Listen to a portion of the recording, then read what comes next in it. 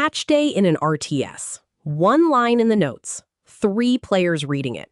The first begged for this nerf for months. Pure relief. The second just watched a favorite opening die. And the third one says nothing, because she's already in a custom lobby poking at the change, hunting for whatever just became the new strongest thing. 3 reactions to 1 sentence. Fix 1, break 2. So why does every patch do that? Fix the thing you hated, break something you liked. Because just balance the game assumes balance is one dial you can set correctly. And it isn't. Once you swap in the real model, patch notes stop reading like developer malice. That sets up today's whole job.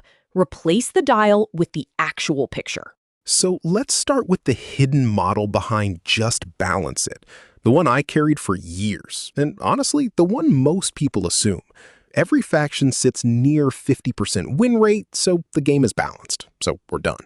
If the numbers are even, what's left to fix? Take a fake game. 3 factions, X, Y, and Z. Hypothetical on purpose.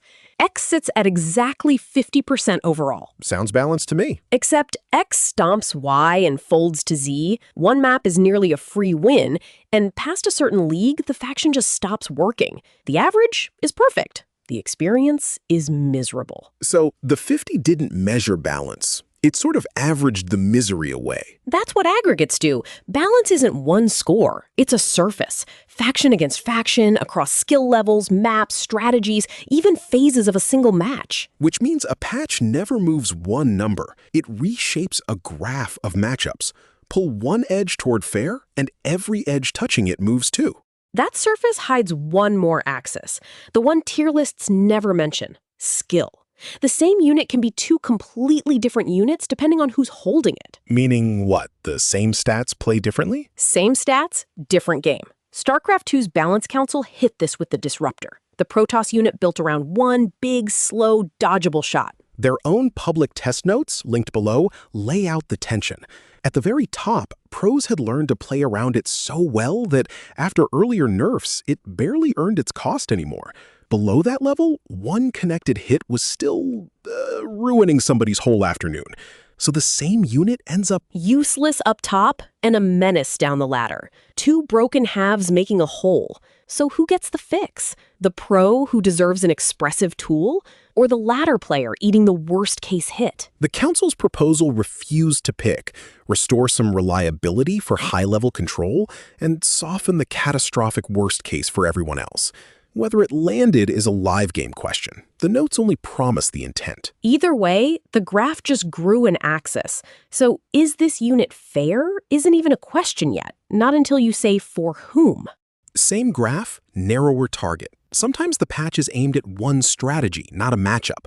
For example, way back in an early StarCraft 2 patch, the team delayed a single research timer to hit one specific blink all-in while leaving every other use of blink alone. That was the entire stated goal. Kill the rush, break nothing else. A surgical cut instead of a rework. And compensation is the other half of the craft. When a change would gut a unit, the notes hand strength back somewhere healthier. Like one heavy unit getting cheaper but attacking slower. Easier to field, less damage over time.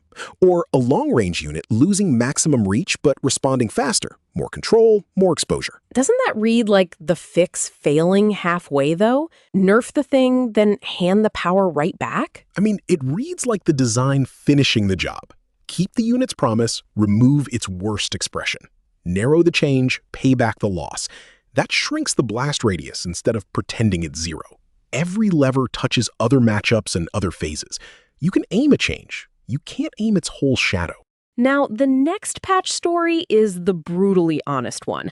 The council had redesigned the Cyclone, and by their own stated goal, it worked. The unit went from barely seen to showing up in every matchup. Mission accomplished, right? Hold on. If it hit the goal, this wouldn't be a story. Something else must have bent.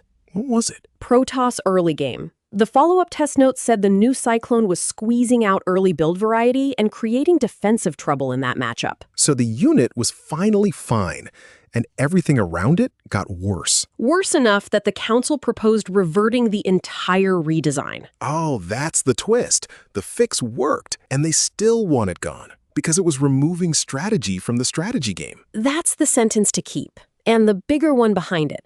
A fix can hit its target and still damage the game around it. The result is a harder bar for every patch. Watch the whole graph, not just the target. Same idea from the opposite direction in Age of Empires 4, a unit that looked fine on any scoreboard. Imagine the forum post. Win rate's fine, what's the problem? And still bent the game. The Springled, the bolt thrower that had quietly become a do-everything answer. The fix wasn't a number. The team rewrote its job description. You are the anti-siege specialist now. Great at that, worse at everything else. Right down to the job description. And I think that's the part people miss about fairness. Make everything identical, and you delete the reason faction choice matters at all. Nobody's picking a faction for its character, then. And the same studio said it straight out later. Civilization unique units should feel like exciting perks, not liabilities.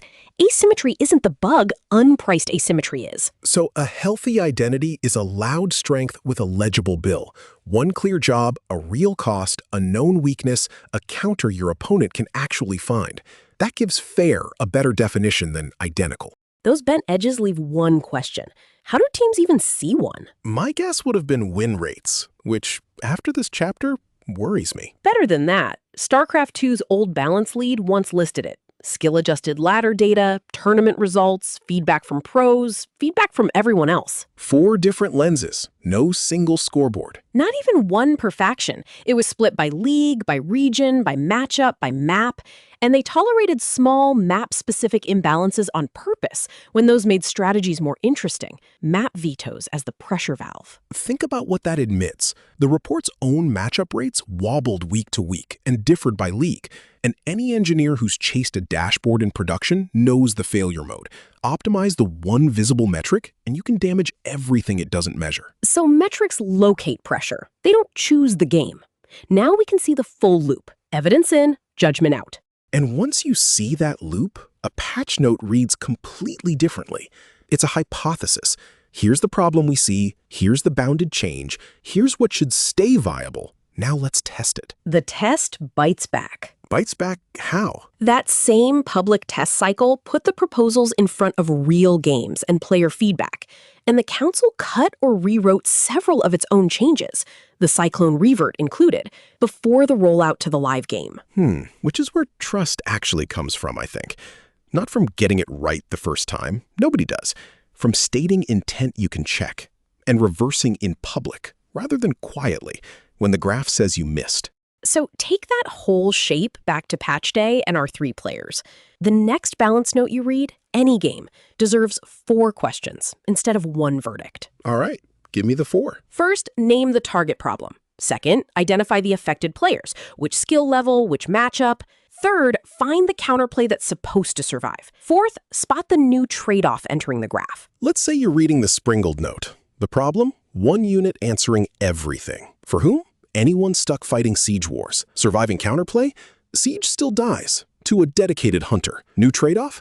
You carry a specialist now, not a crutch. 4 answers, no mystery. A patch you can argue with instead of just yelling at. That's the whole tool. And keep the picture.